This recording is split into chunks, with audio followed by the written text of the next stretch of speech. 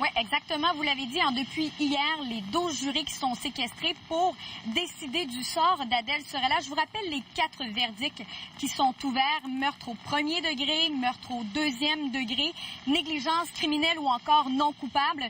Je vous rappelle qu'Adèle Sorella est accusée du meurtre prémédité de ses 2 fillettes de 8 et 9 ans. Elles ont été retrouvées mortes dans le salon de la maison familiale en mars 2009. Et il plane un mystère, Julie, dans ce procès-là qui a duré 2 mois, c'est qu'on ne connaît pas les circonstances de la mort de ces 2 fillettes. Jamais la couronne a réussi à prouver comment elles ont été assassinées. Au cours de ce procès, 50 témoins ont été entendus du côté de la couronne, un seul du côté de la défense, et ce n'est pas Mme Sorella. D'ailleurs, le fait qu'elle n'ait pas témoigné pendant son procès, est-ce que ça pourrait jouer contre elle lors de ses délibérations? Là-dessus, on peut écouter Julie Couture, qui est avocate criminaliste.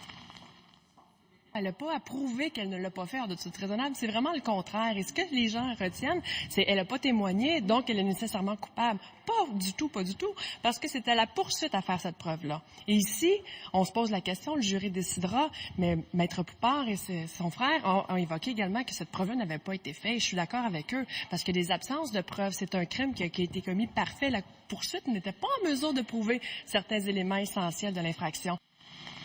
Je vous rappelle également, Julie, qu'hier, lors de cette première journée de délibération, le jury a demandé une question à la juge. Ils leur ont demandé, est-ce que l'on doit exclure la thèse d'un accident? Est-ce que les 2 fillettes auraient pu accidentellement se retrouver dans la chambre hyperbare? D'ailleurs, la chambre hyperbare, c'est l'endroit où croient qu'ont été asphyxiées les 2 victimes.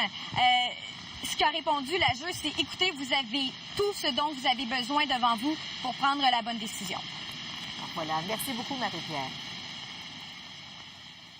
Au revoir.